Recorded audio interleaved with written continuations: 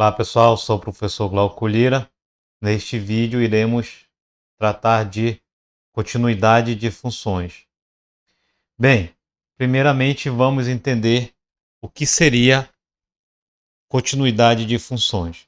Vamos tomar uma função f, onde o domínio é real com imagem real e c pertencente ao domínio, para verificar que uma função f é contínua num ponto C, quando para todo epsilon maior que zero, ou seja, numa vizinhança de C, vai existir uma vizinhança em L, onde, à medida que os limites vão se aproximando a C pela direita e pela esquerda, vai ter o limite L, e esse limite L é o próprio f de C.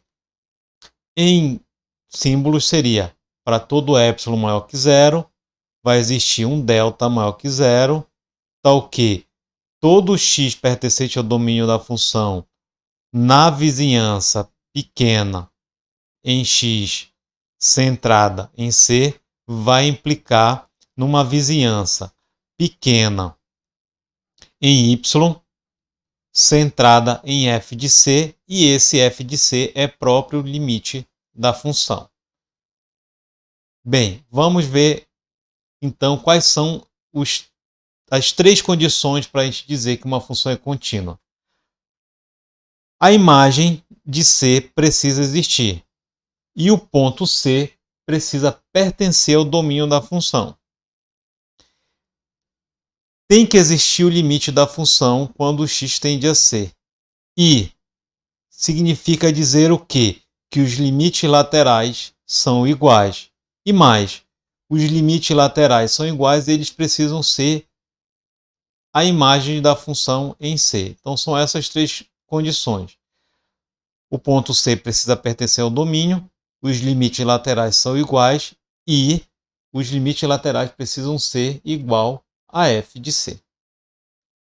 Bem, vamos ver um exemplo utilizando a definição de continuidade. Considerando uma função x, f de x igual a 2x² mais 1, pertencente ao domínio dos reais.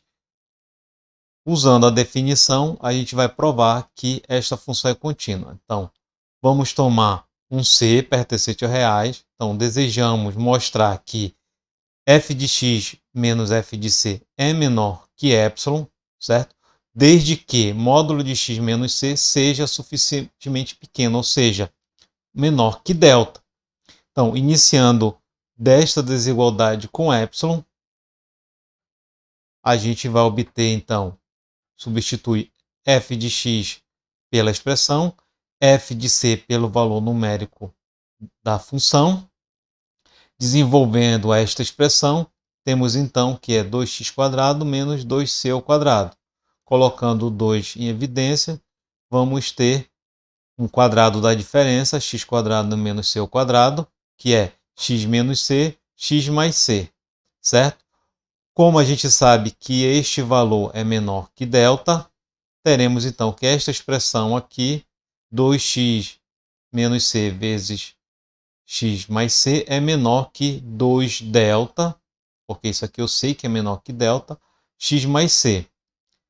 Utilizando a desigualdade triangular, esta expressão pode ser desmembrada em duas somas, ou seja, 2delta vezes módulo de x mais módulo de c. Este valor é maior ou igual a este valor aqui. Note que x está entre delta menos c e delta mais c. Assim, então, vou substituir este x por delta mais c. Então, esta expressão é menor que ela, substituindo o x por delta mais c, certo? Ou seja, 2delta vezes delta mais 2 módulo de c.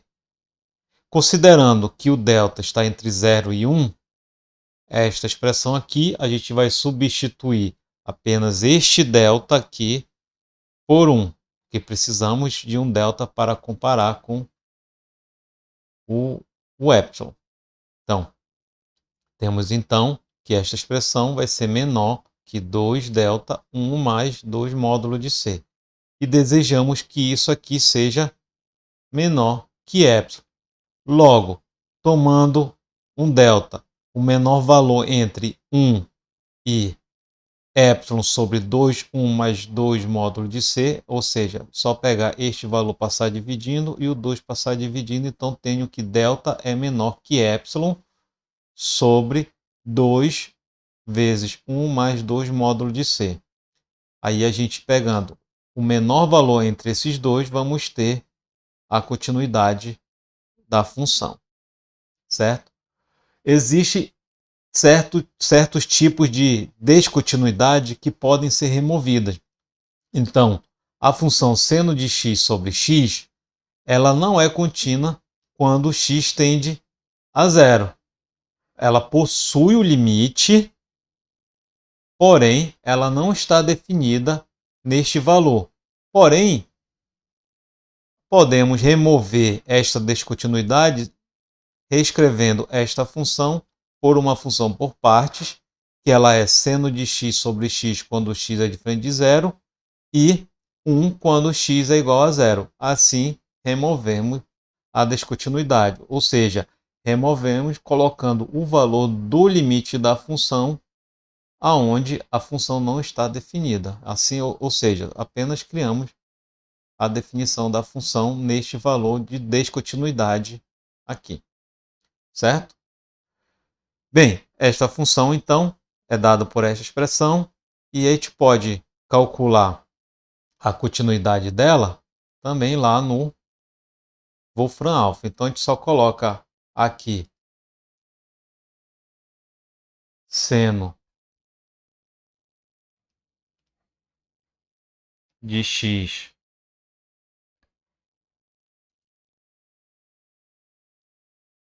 sobre x. Aí a gente coloca continuous.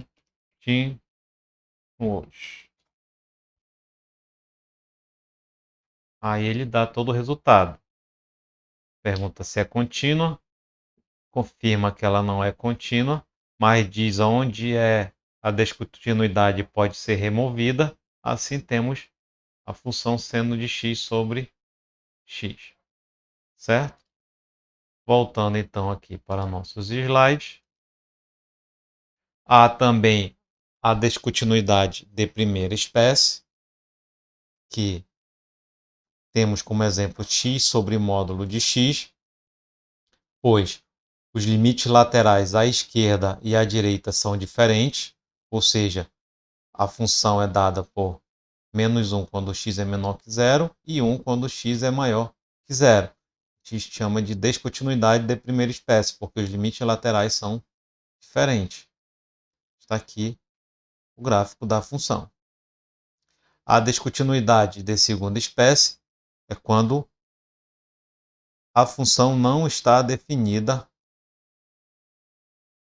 no ponto de acumulação, como é este caso. 1 sobre x não possui limite, ou seja, a função 1 sobre x tende para menos infinito à esquerda e para mais infinito à direita de zero, certo? Assim temos a descontinuidade de seno de 1 sobre x. Bem, temos as propriedades de continuidade de funções, ou seja, a soma ou subtração de duas funções contínuas é uma função contínua, o produto de duas funções contínuas é uma função contínua, o quociente de duas funções contínuas é uma função contínua desde que a função denominador seja diferente de zero e o módulo de uma função contínua é uma função contínua. Então, temos o exemplo seguinte: x ao cubo sobre x quadrado mais 1 é contínua. De fato, por quê? X ao cubo é contínua e x² mais 1 também é contínua. Assim, o quociente delas é uma função contínua. Já a função x² sobre seno de 1 sobre x não é contínua. Por quê? Porque x² é contínuo. Porém, vimos que seno de 1 sobre x possui descontinuidade em zero. Logo, esta função g não é contínua. Bem, um critério importante para que a gente utiliza a continuidade de funções é para calcular o limite de uma função composta. Primeiramente, vamos definir o que é uma função composta. Então, seja f uma função de a para os reais e g uma função de b para os reais, onde o domínio da função g é composto pelas imagens da função f, ou seja, aqui ó, f de a está contido no domínio da função. Então, diz-se que a função gof de a para os reais, ou seja, de a para r, é uma função composta e a sua notação é gof de x igual a g de f de x, certo? Vamos lá para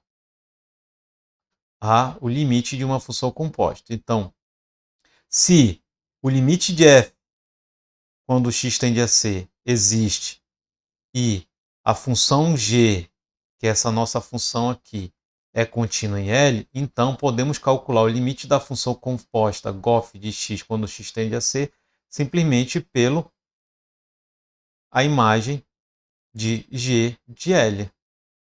Vamos ver como é que a gente pode aplicar este teorema. Então, limite de seno ao quadrado de x sobre x² quando x tende a zero pode ser feito da seguinte maneira. Como os dois termos estão ao quadrado, colocamos apenas uma expressão ao quadrado. O limite podemos inserir para dentro devido a esta condição aqui,